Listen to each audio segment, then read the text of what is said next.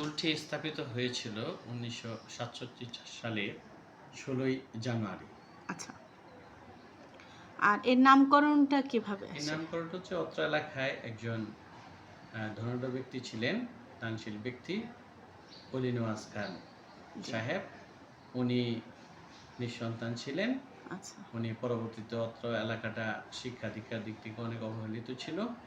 তাদেরকে আলোর পথ দেখাবার জন্য তিনি নিজে জায়গার উপর তার বাবা মার নামে বিদ্যালয়টি প্রতিষ্ঠিত করেছিলেন। আচ্ছা, তার মানে এখানে তার আরজত হচ্ছে ওনার বাবার নাম হ্যাঁ, আর আতরজান হচ্ছে ওনার ওনার মায়ের মায়ের নাম। নাম। আচ্ছা। আমি 2019 সালের 25শে জুন অত্র বিদ্যালয়ে যোগদান করি। এর আগে কোথায় ছিলেন? এর আগে ছিলাম কিশোরগঞ্জ শহরে বিনাটি আব্দুল মজিদ মোল্লা উচ্চ বিদ্যালয়, সেখানে প্রধান শিক্ষক হিসেবে কর্মরত ছিলাম। বিদ্যালয়টি এই শহরের মোটামুটি একটা প্রাণকেন্দ্রে বলবো না, শহরের একটি কর্নারে অবস্থিত। কর্নারে। এটার পাশেই ইউনিয়ন, যশোদল ইউনিয়ন। অত্র বিদ্যালয়ের ফলাফল শহরের ভিতরে, পৌরসভার ভিতরে যে বেসরকারি স্কুল আছে তাদের সাথে মোটামুটি একটা ভালো পর্যায়ে আছে। আমি এখানে যোগদান করার পর 2020, 2021, 2022 আমরা প্রথম দিক দিয়ে 5টি স্কুলের মধ্যেই সবসময় থাকি। তো এরপরে করোনা মহামারীর কারণে আমার বিদ্যালয়ে অনেকটা পিছিয়ে পড়েছে। সেখান থেকে উত্তরণের আবার চেষ্টা করছি। 25 সালের রেজাল্টটা কেমন ছিল? 2025 সালের রেজাল্ট একটু আগের তুলনায় একটু খারাপ হয়েছে। কারণ অত্র বিদ্যালয়ে আপনারা জানবেন যে এখানে মব হয়েছিল। মবের কারণে ছেলেমেয়েরা পড়াশোনায় তেমন মনোযোগী ছিল না, যার দরুন 2025 সালের রেজাল্ট অন্যান্য পিছনের বছর থেকে অনেকটাই খারাপ হয়েছিল। সেখান থেকে আমরা আবার এবছর 2026-এ ফলাফল ভালো করার জন্য আমরা সমস্ত শিক্ষকদের নিয়ে প্রত্যেক শিক্ষার্থীর বাড়ি বাড়ি গিয়েছি, অভিভাবক সমাবেশ করেছি এবং তাদেরকে অতিরিক্ত ক্লাসের ব্যবস্থা করেছি, যাতে আমরা গত বছরের যে ফলাফল খারাপ হয়েছে বা বিপর্যয় হয়েছে সেখান থেকে এবছর যাতে রেজাল্ট ভালো করে ওই মন্দটুকুকে আমরা পিছনে ফেলে সামনের দিকে এগিয়ে যেতে পারি। এই জন্য আমার সহকর্মীদের নিয়ে আমরা এই খোঁজখবর নিয়ে রেজাল্ট কীভাবে ভালো করা যায় অনেক পরিকল্পনাই করেছি।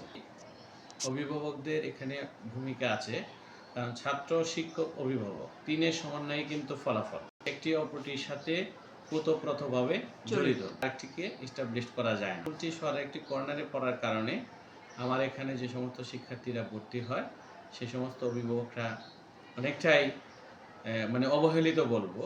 তারা শিক্ষা দীক্ষার দিক থেকে অনেকটা পিছিয়ে, তাদেরকে বিভিন্ন মেসেজ থ্রো করার পরেও দেখা যাচ্ছে কাঙ্ক্ষিত ফলাফল আমরা পাই না, করিয়ে দিতে পারে না, না খেয়ে চলে আসে, ক্লাসরুমে জিমায়, পুষ্টির অভাবে ভোগে। অর্থাৎ সচেতন গার্ডিয়ান বলতে যাকে বোঝায় তেমন গার্ডিয়ানও আমরা সেখানে পাই না।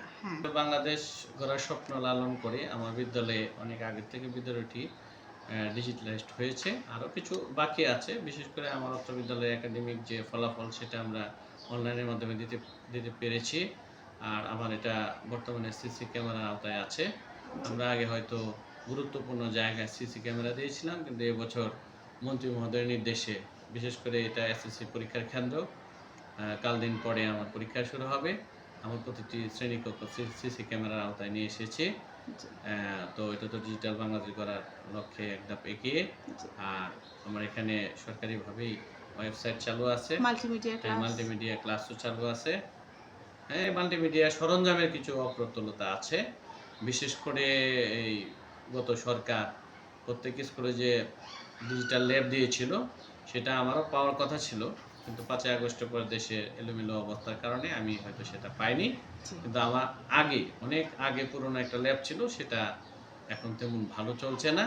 আপনি দৃশ্যমান দেখছেন, পড়াশোনার পাশাপাশি কো-কারিকুলার অ্যাক্টিভিটিসে আমার এই কিশোরগঞ্জের আর্যদাতর্জন উচ্চ বিদ্যালয়কে সারা বাংলাদেশ এক নামে চিনে। ধরেই আমাদের যে শীতকালীন এবং গ্রীষ্মকালীন যে দুটি খেলা অনুষ্ঠিত হয় আন্তঃ স্কুল কলেজ কারিগরি মাদ্রাসা সমিতি কর্তৃক, সেখানে উপজেলা পর্যায় থেকে জাতীয় পর্যায়ে বিগত 20 বছরে আমরা ছাত্রছাত্রী হকিতে 11 বার জাতীয় পর্যায়ে চ্যাম্পিয়ন হয়েছি, 7 বার চ্যাম্পিয়ন হয়েছি, 3 বার চ্যাম্পিয়ন হয়েছি। এই বিদ্যালয়ে আছে, মানব আছে, সারা বাংলাদেশে সেনা, নৌ, বিমান 3 জায়গায় অত্র বিদ্যালয়ের শিক্ষার্থীরা বিরাজমান আছে। বিশেষ করে সবচেয়ে খুশির সংবাদ, এই রানিং অত্র বিদ্যালয়ের প্রাক্তন ছাত্রী, বর্তমানে কলেজ লেভেলে আছে। 3 জন ছাত্রী তারা জাতীয় হকিতে চান্স পেয়েছে এবং জার্মানিতে তারা 2 মাসে একটু প্রশিক্ষণ করার জন্য মনোনীত হয়েছে। ছেলেরাও আমাদের জাতীয় পর্যায়ে যে সহ ক্যাপ্টেন জি। আশরাফুল হক, এই সে রকি, সে কিন্তু বিভিন্নভাবে বাংলাদেশের সুনাম বয়ে নিয়ে আসছে, আন্তর্জাতিকভাবে বিভিন্ন জায়গায় গোল করছে হকিতে। এবং শুভ, জি। পিন্টু, আচ্ছা। ছাত্ররাও কিন্তু আছে, তারাও আচ্ছা। জাতীয় পর্যায়ে 3 জনই আছে। পড়াশোনার দিক থেকে ছেলেরা এগিয়ে না মেয়েরা এগিয়ে? পড়াশোনার দিক থেকে মোটামুটি ছেলে মেয়ে প্রায় কাছাকাছি। এভারেজে এভারেজে সবাই এগিয়ে ছেলে আছে। এবং মেয়ে সবাই ভালো। আসক্তি রোধকল্পে আমি সময়ে সময়ে অভিভাবক সমাবেশ দেখেছি, ইভেন শ্রেণীভিত্তিক অভিভাবক সমাবেশ দেখেছি। আমি অভিভাবকদেরকে অনেক অনুরোধ করে বুঝিয়েছি, তারাও দেখা গেছে সে সময় ব্যর্থ হয়ে যায়। বারবার তাদেরকে মোবাইল কেড়ে নেওয়া হচ্ছে, কিন্তু দেখা যাচ্ছে যে অনেক ছেলে মেয়েরা বাবা মার সাথে রাগ করছে, মোবাইল না দিলে পড়বে না, মোবাইল কিনে না দিলে পড়াশোনা করবে না। যে অনলাইন ভিত্তিক যখন ক্লাস শুরু হয়েছিল করোনাকালীন সময়ে, তখন কিন্তু বাচ্চাদের হাতে প্রত্যেক বাবা মা অ্যান্ড্রয়েড সেট তুলে দিয়েছিল। সেই লক্ষ্য থেকে এখনো বাচ্চাদের হাত থেকে মোবাইল নেওয়া যাচ্ছে না। রানিং মোবাইলটা নিতে অনেক কষ্ট হয়। এই মোবাইল কোম্পানিগুলো বিশেষ করে যেভাবে নেটওয়ার্কিং হয়, এটার জন্য যদি একটা অ্যাপস তৈরি করে যে অটোমেটিক যে বয়সের বাচ্চারা মোবাইল অন করতে পারবে না, তাহলে একমাত্র সম্ভব। কাছ থেকে মোবাইল নেওয়া খুব কঠিন। আমরা কখনো মোবাইল অ্যালাউ করি না, যদি সন্ধান করে সেটা চিজ করে আমার রুমে রাখি, গার্জিয়ানের উপস্থিতি করে দেওয়া হয়। হ্যাঁ, খুব সুন্দর প্রশ্ন করেছেন। সেদিন পর্যন্ত স্কুলকে ঘিরে আমার স্বপ্ন। আমার বাড়ি যেহেতু কিশোরগঞ্জ শহরে নয়, আমি নিকলি থানার বাসিন্দা।